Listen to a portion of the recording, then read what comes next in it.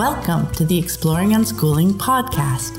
I'm Pamela Riccia, unschooling mom and author, bringing you interviews, information, and inspiration about unschooling and living joyfully with your family. You can find the episode show notes, your free Exploring Unschooling ebook, and lots more information at livingjoyfully.ca. And here's the show. Hi everyone, I'm Pamela Riccia, and this is episode number 14 of the podcast. It's the 4th of April, 2016, as I record this intro.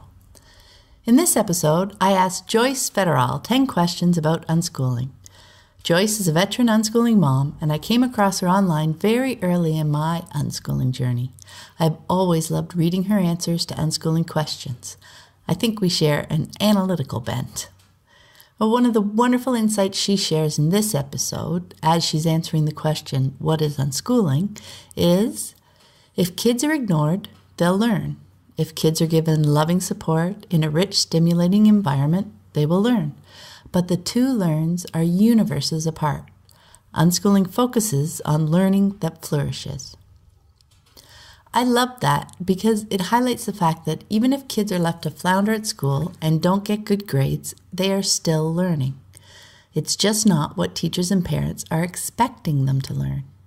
Instead, they are learning things like they aren't smart, they aren't creative, their interests don't have value, and so on, which is a universe away from unschooling's focus on creating an environment where a child's learning flourishes, whatever that environment looks like. And very often, it doesn't look anything like a classroom. Around here, we've pretty much gotten back into our routine after the power outage. I had a nice quiet weekend. I did some summit work, I prepped the garage for next season's wood, I did some reading, and catching up on some TV. It actually snowed yesterday, but it was the light, fluffy stuff, so even though we probably have about 6 inches, it's not a big deal. Other than the fact that it's spring, and that it's supposed to snow in varying amounts every day this week. And I just heard the plow go by. Oh well. I thought it would be apropos this week to share a quote from Joyce. Radical unschooling is about understanding human needs and getting to know each child's particular needs and how that child needs those needs met. You'll hear us talk about this in the interview. Unschooling is steeped in natural learning, the way humans are wired to learn, the way they learn to walk and talk. And it often looks different in different families because it focuses on intimately understanding the unique needs of each child and finding ways to meet those needs that work for that particular child. That individuality is both the challenge and the sheer beauty of unschooling. If you have any thoughts you'd like to add, just head on over to livingjoyfully.ca/podcast and share in the comments for episode 14. And now, on to the interview with Joyce.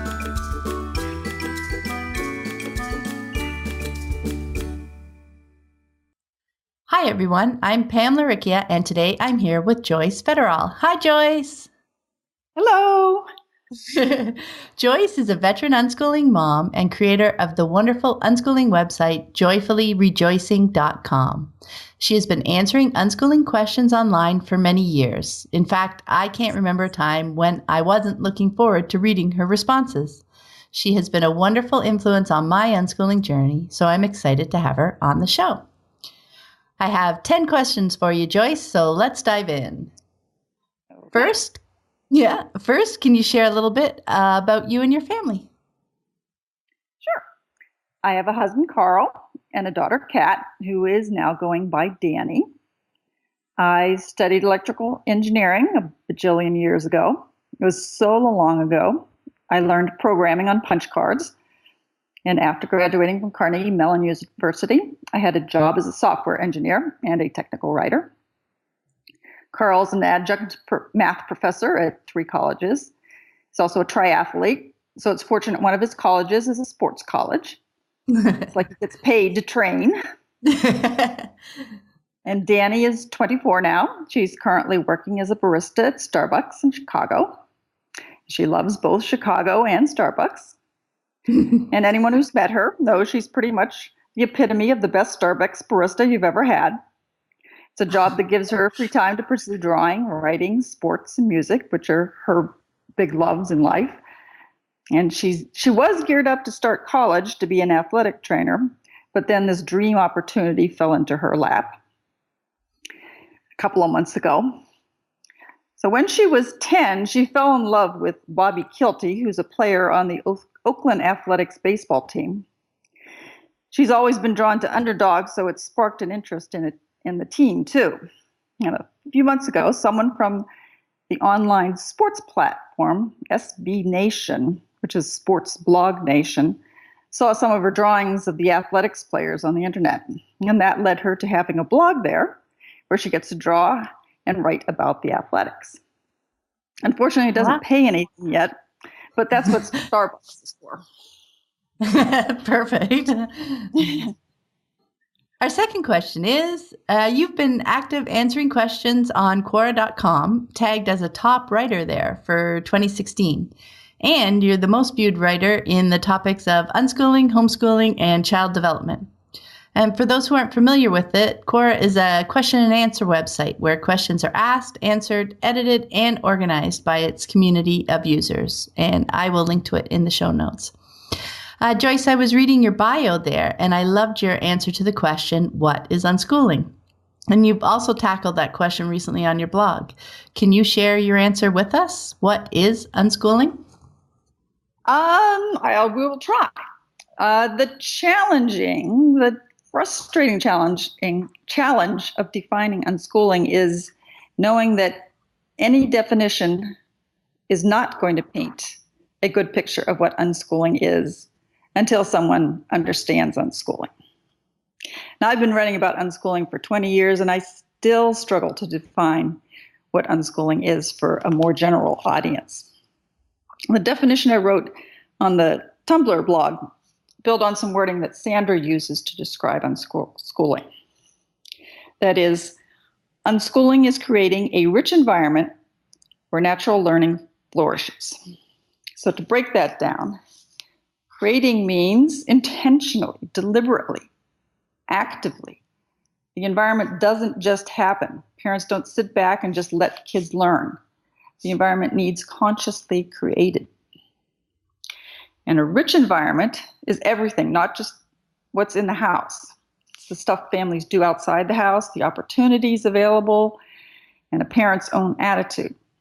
It's the parent's attitude that creates the atmosphere, the attitudes towards curiosity, play, and towards the kids.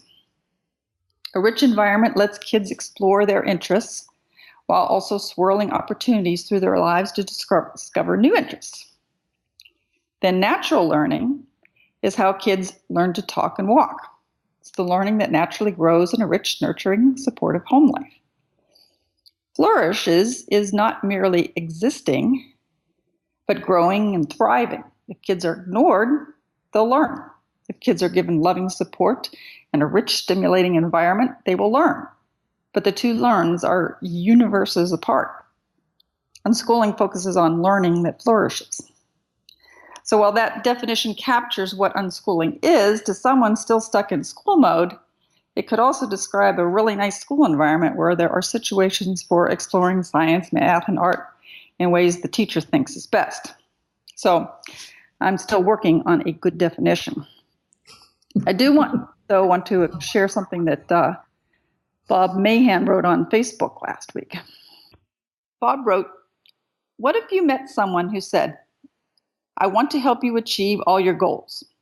I want to assist you in developing your skills. I'd like to introduce you to interesting people and take you to interesting places. I have resources and connections which will allow you to grow in every way that you wish to grow. I will acquire the tools you need and the training you desire so that you can learn whatever you want to learn, so that you can do whatever you want to do. We will do this at your pace, only doing as much as you want to do when you want to do it. I've worked hard to build relationships and accumulate resources so that I can facilitate your plans. I am willing and able to help you create the life you want, and you won't owe me anything. I would consider it an honor and a privilege to work with you on building your dreams. Are you interested?' Then he concludes with, 'If you would say yes, why not unschool and do that for your kids?' So Bob's description of an unschooling atmosphere is what I'd like to capture in a description. But as beautiful a picture as he's painted, I suspect a schooling parent would rip it to shreds as a naive fantasy. Yeah, that's true, right? It's so hard. It's such a huge paradigm shift. Yes. Yeah, we're just so used to school's version of learning as the only, way to look at learning, the only way to see it. So yeah, that's a huge one. But I loved his description. Question number 3. What was one of the more challenging aspects of your journey to unschooling? Well, I mentioned Calvert School earlier, the little ads in the National Geographic. And the engineer in me still wants learning to come in nice, neat packages. I would love to get a box of curriculum on my doorstep. And I love the idea of learning a chunk of knowledge that has a clear beginning and end. You start at the beginning, go to the end, and you own that knowledge. I'm still frustrated that learning doesn't work like that.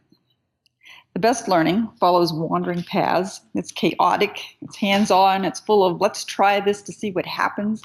It's more like building a million-piece jigsaw puzzle by working on whatever strikes your fancy.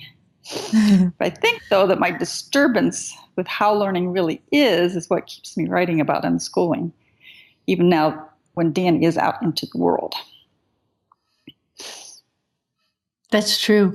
I mean, I trained as an engineer as well, and it's just fascinating, isn't it? All the whole web of learning, the way things jump from here to there, the wild connections that you couldn't have even imagined before. When you're so used to plotting this step, this step, this step, because that seems so logical. But yes. it's not the way it works. Okay, question number 4. I love that you're drawn to sharing your insights into children and unschooling through the question and answer format. Not only through your participation on Quora, but it's also how your website, joyfullyrejoicing.com, is organized. So I have a few questions you've addressed that I'd love to talk about with you. One is, what did you make available or do with your child to help them learn to read? I keep hearing about playing games, putting labels on furniture. I have asked my 7-year-old if he would like to do that. He says no. So schools have become freakishly obsessed with kids and reading as though learning to read were barely doable even with experts guiding it. And they're making parents freakishly frightened. Learning to read is hard in school. Out of school, learning to read is as natural and effortless as learning to speak. It's easier, in fact. When kids learn to speak, they don't even know what language is. Yet in 3 or 4 years, they've mastered it. After that, it's just refining the details. With learning to read, it's almost a matter of matching spoken language to the squiggles on the page. At least a child has the bulk of language down before they start reading. But learning to read involves decoding. There's some step or steps the brain needs to do to match spoken words with written. So how a child does that is different for each child. Some build from letters up, some build from whole words down. But whatever the process, it's like learning to walk. Parents create the environment. Kids figure out how to make their legs work. Also, like with walking, reading doesn't happen until the brain is developmentally ready. Once the brain is ready, like with walking, kids can read. Some kids report it's like a light switched on. For most, though, it's slower. But either way, all unschooled kids learn to read in a supportive, print-rich environment. And the most important aspect of learning to read is having positive experiences with what reading is for. Reading is like a doorway.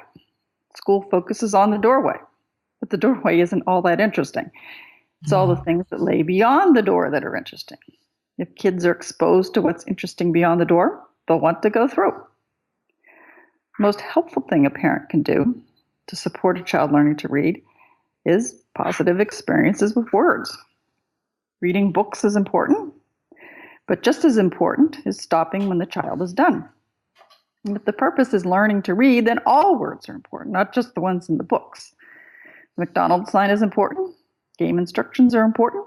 Anything the child wants to tap into that's printed is important. Also, anything connected to reading. All forms of storytelling, movies, TV, puppet shows, plays, storytellers. Connect kids with what reading unlocks rather than focusing on the key. Yeah, I love that door metaphor, right? Because at school they're so focused on just learning to read. That's it. Yes. Yes. Yeah. But when they're actually, trying to accomplish something, they see all the stuff that reading can give them. It's just something that they pick up along the way, like you said, with exposure, right? Mm-hmm.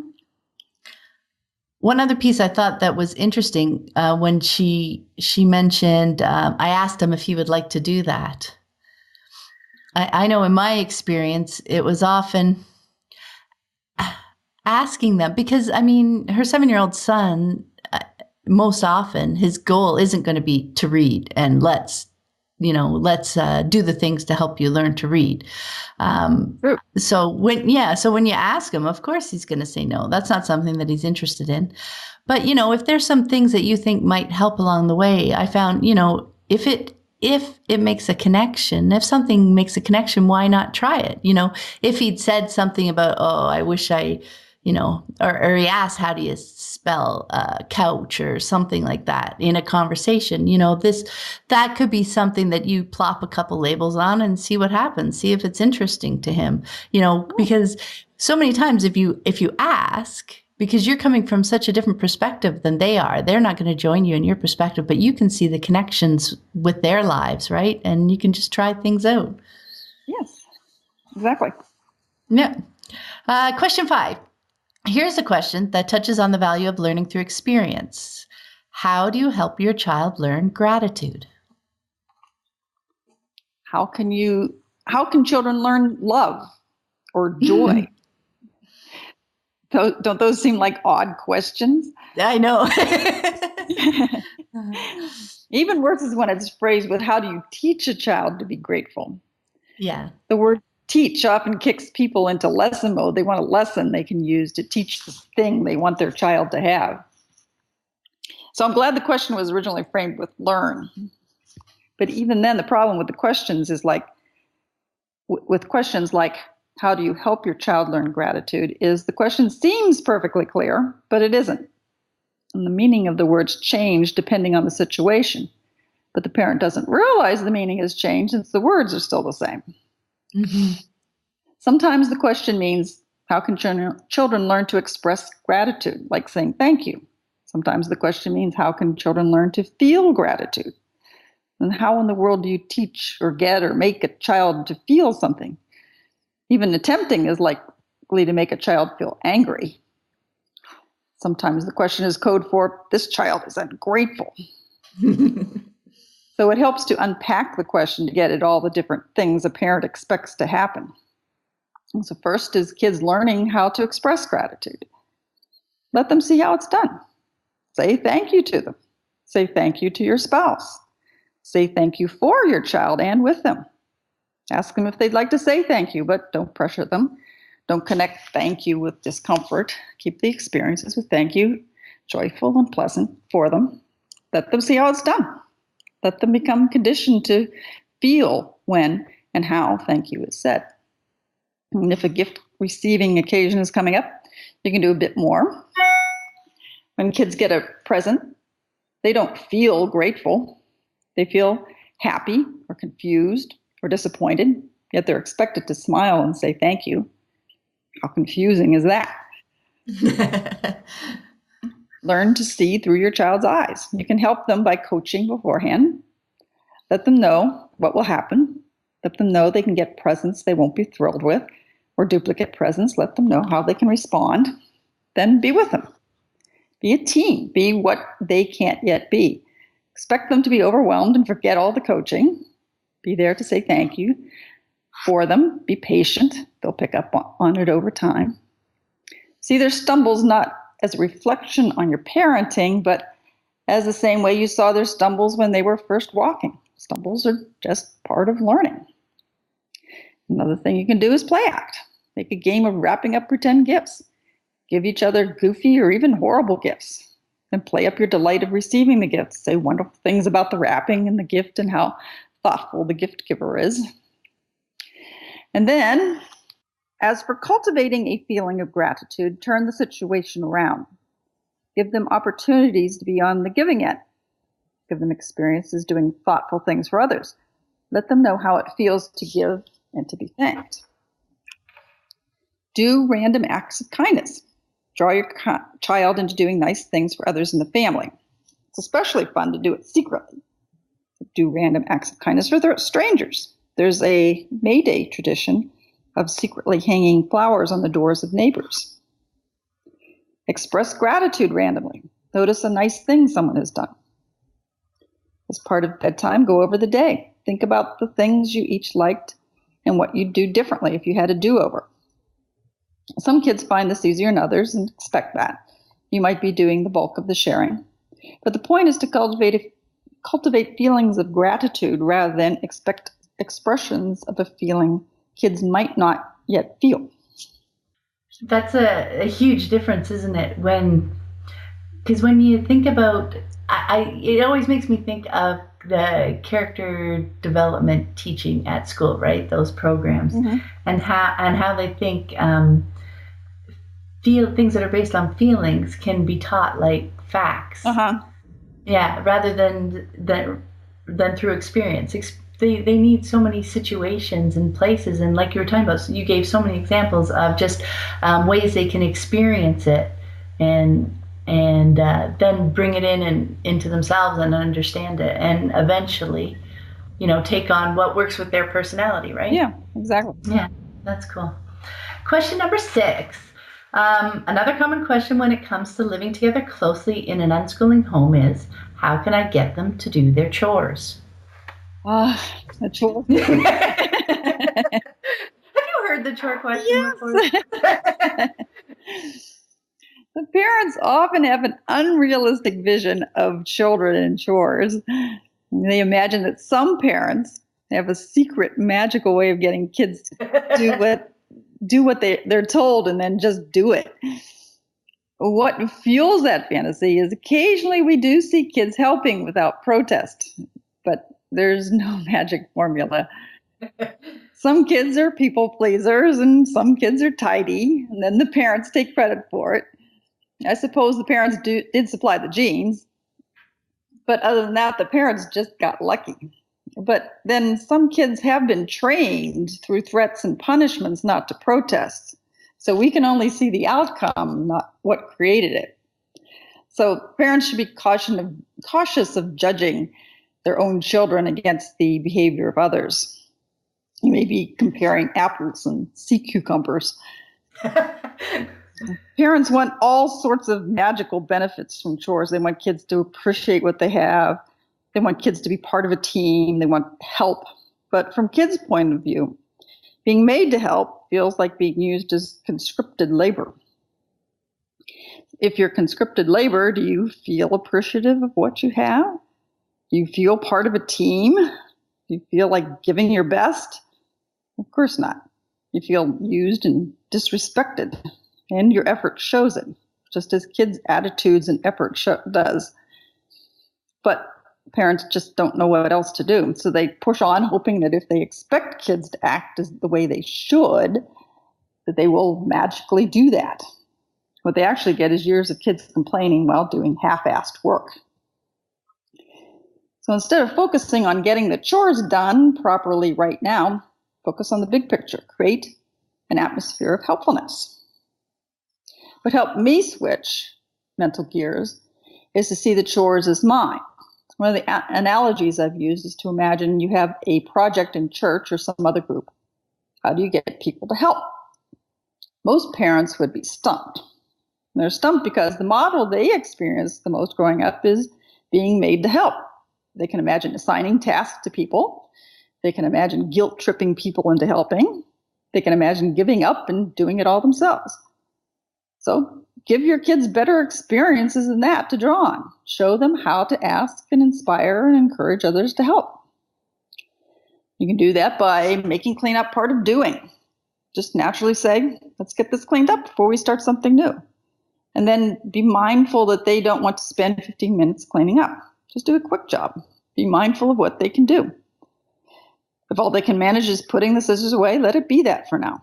Then come back and do a more thorough job yourself. They'll get better at helping as they get older. They'll get better faster if it isn't turned into a struggle.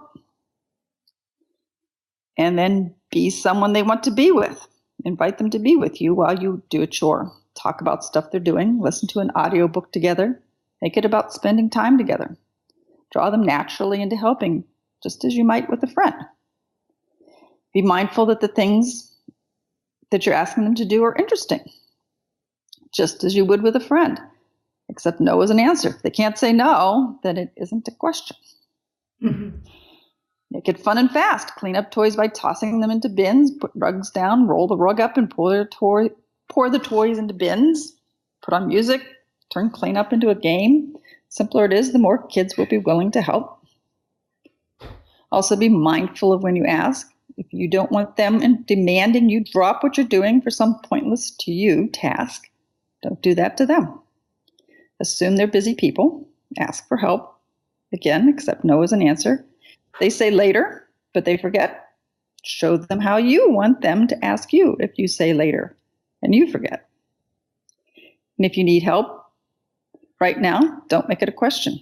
Let them know you need help. If you do cultivate helping hands, be mindful of the tasks each prefers. Some kids won't mind mowing the lawn with headphones on. Some won't mind the dishes. Some won't mind the trash because it only takes a minute. So let them experience how to ask people for help and support them in learning how to politely turn down a request for help. Yeah, I love all that. It's just making it part of life, right? Mm-hmm. Just the flow of the days and the connection between you all, like who's available, by considering them. One of the things we found so much is how much you got that back, right? How considerate they were of their parents in return. Yes. As a teen, Kat was very helpful. I would ask her if she would help me, and she'd say sure. I mean, how many other teens will answer that way? Yeah, no, it's true. It was amazing. Teen years, young adult years, whenever they're home, it's nice. It's connected and it flows. Yeah, there we go. Okay, question number 7. Developing a deep trust in children is a process. I loved this question. Even if your children are happy and joyful, how can you know whether they are learning without measuring it? Well, when they were learning to speak and walk, there was no need to measure. That's because we trust them to learn to speak and walk. We know kids can do that. We don't trust that living a rich and varied life, exploring their interests, will get them what they need to live independently. So part of the transition to unschooling is learning to see learning. See them making connections, learning things, figuring out things they didn't get from you. Learn to see the learning they pick up from playing and entertainment. The other part is growing an understanding of how exploring and discovery can be enough. How that can not only replace school, but better. And that's the hard part. You can't really see how well it works. So they're grown. So it helps to, 1, read about unschooled kids who are now out in the world, and that builds your confidence that it works. 2, get to know how unschooling works and why. 3, learn to see it working. There really isn't a shortcut to all that. That was a huge point. Yeah. The learning to see the learning. I love that piece because, it's so much of it when we talk about deschooling is just watching your kids and watching your kids, because when you're looking for the learning to look like school, it's so hard to see at first, right? Yes. But you get there. Okay, question number 8. It's a seemingly simple question, but I think it hits a really big truth about living unschooling. And the question is it bad for children to eat their meals while watching TV? That's another one of those questions that seems clear. Bad how? If you ask a dozen different parents, and they'll express a dozen different fears they've heard. The short answer is nope, it's not bad. If the question is about child eating while watching TV instead of eating at the table with the family, I'd focus on making the table more welcoming to the child. What's in the way of joining? Does eating take too long? Are the table manners a pain? Are kids just expected to sit while adults talk over their days? Maybe the child can just join for dessert. I'd work on what's in the way, then be patient. Kids get older and their tastes change. If the question is about the whole family watching TV with dinner, that's what we did. We're a family of introverts. Conversation takes a few minutes with us. Carl and I tried eating at the table when we were first married, and that was pretty boring. Watching TV was much more pleasant. It gave us shared experience. It was something we both enjoyed. There really wasn't a downside. So when Danny came along, we just continued. The whole family has a massive shared movie and TV history together. We can talk in movie quotes and know exactly what the other means. In fact, every night was a lesson in negotiation while we worked out choosing one movie we all wanted to see. And one of the big selling points of family dinner is bonding. Watching TV while we ate definitely did that. We talked other times. We didn't need to set a time each day to stare at each other in case someone had something to say. That's funny to think of that way, right? Because we're spending our days together, and we're connecting and we're talking about things as conversation comes up to have to like make a date to sit down to talk. Yeah. That seems very uncomfortable, doesn't it? It is, especially for introverts. Yeah, no, exactly. Okay, question number 9. Your answer to this question has been viewed over 5,000 times on Quora and was featured on Slate.com. I love how unschooling helps us see how children live and learn and grow naturally, which often looks very different than with children in school. So here's the question. How do you raise well-behaved children? There's another seemingly clear question, which isn't. So what is a well-behaved child? Is it one who's obedient, one who behaves appropriate to a situation? Are well-behaved children the same as well-behaved adults? Do we say of adults, he's so well-behaved? What would that even mean? If well-behaved means learning how to be someone others want to be around, then be a good role model. And first, you can assume the kids are always doing the best they can. It's not only usually true, but puts the parent in a better frame of mind to respond. And then second, see kids as visitors to a foreign land. They've only been on the planet a few years. There's so much to know and figure out. If they're failing, then there's something they can't figure out. They need someone's help to see how things work. Even if it's been explained several times, there's something they can't yet get. Third, see you and your child as a team. If your child fails, your team has failed. But what your child can't be yet. Kids need to watch us and see how it's done. Trust that they want to be better at this life thing, and they will when they're able. If the child isn't doing as well as they need to, stop the behavior, but then move on to what the child was trying to do and help them do it in a better way. The child needs to see how to meet their need in a better way. What need was the child trying to meet? They couldn't figure out how to make what they know work to meet their need. They need your help to see a better way to meet the need. If you focus on correcting the behavior, separate from the needs, your words will be drowned out by, yes, but what about what I need thoughts? Your child may not be old enough. If you have explained better behavior in the past, then your child may understand but not be old enough to do. Behavior has a big emotional component.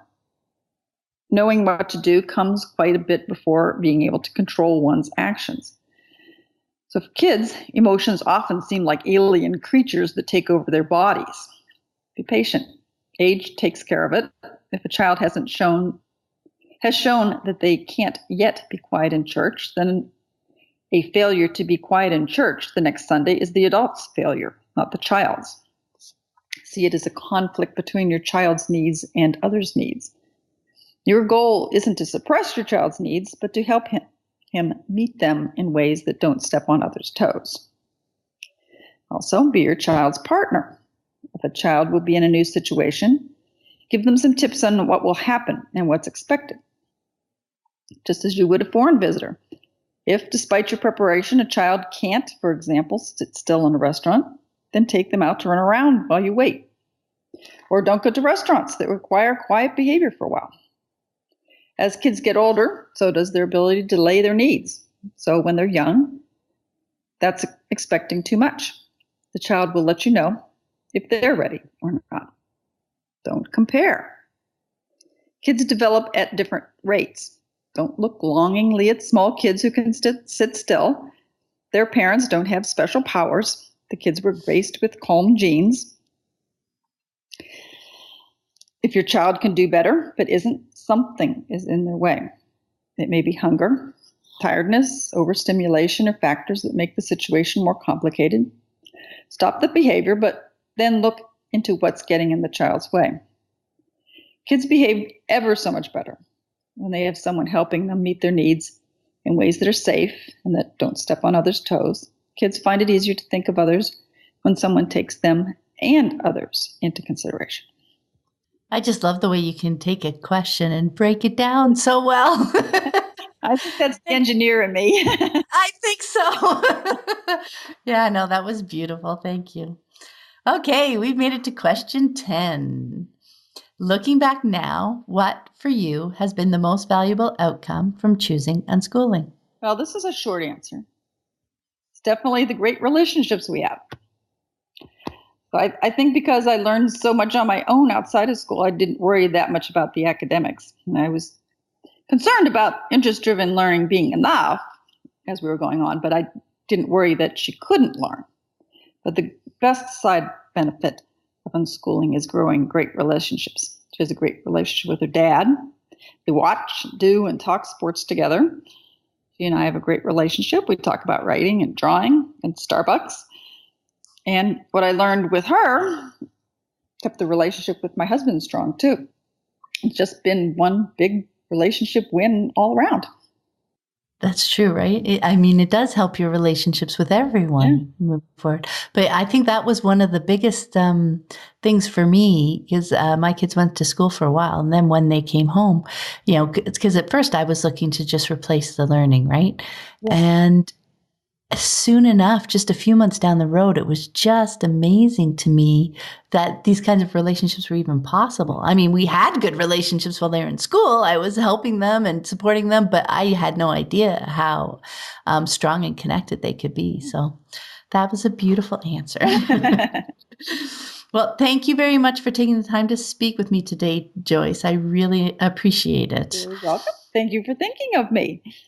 Oh, no problem. And before we go, where is the best place for people to connect with you online?